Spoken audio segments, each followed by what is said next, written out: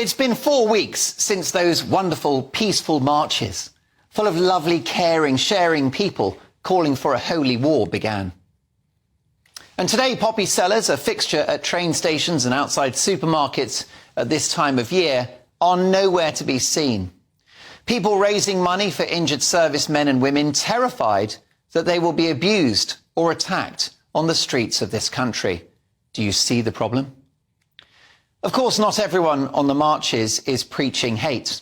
Like most decent people, they're worried about innocent lives in Gaza. But they are marching alongside people who are. Has it not occurred to woke progressives, the Be Kind crowd, who are much better human beings than you and me, that if they march alongside vocal terrorist sympathisers, they are, how can I put it, terrorist sympathisers? Would you go on a march in which a good number of people were, God forbid, calling for the genocide of anyone of African heritage, for example? Of course not. Lock them up and throw away the key. But you will walk alongside those calling for the eradication of Israel? That's an interesting take.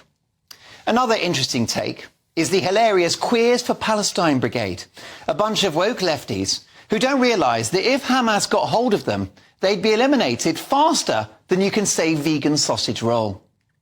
History is repeating itself, and calls for a second Holocaust on the Jewish people are being platformed in modern Britain. Why? Well, because in the name of political correctness and for fear of being called racist, the spineless authorities have turned a blind eye to this toxic, hateful ideology. That's what Suella Braverman was rightly calling out when she wrote in the Times this week that the police are, quote, playing favourites with protesters. And Labour have condemned the straight-talking Home Secretary, saying that she's inflaming tensions. No, she isn't. I think you'll find thugs on the Cenotaph calling for suicide bombings and mass murder are the ones inflaming tensions. Just look at this gathering of wonderfully peaceful people this afternoon outside London's King's College.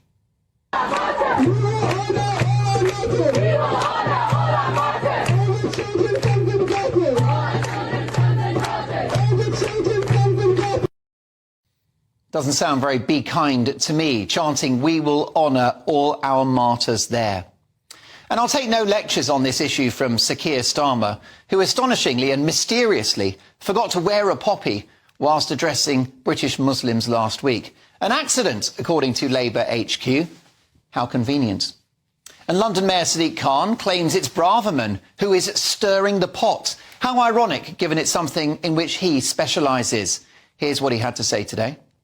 Far right are now organising on Armistice Day. They do encourage violence. They are anti-Islamic. We've seen a massive increase in anti-Semitism, but also an increase in Islamophobia.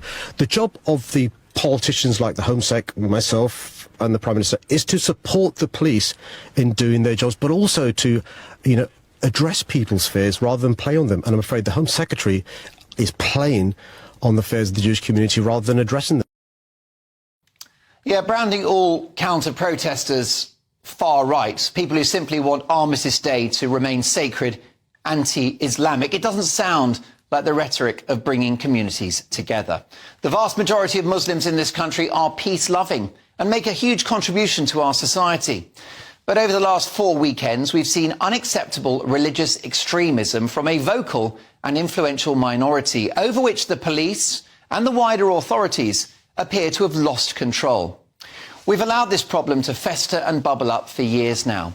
But these marches, whilst an affront to British values, are useful too, because they've shone a light on the extent of this problem in this country.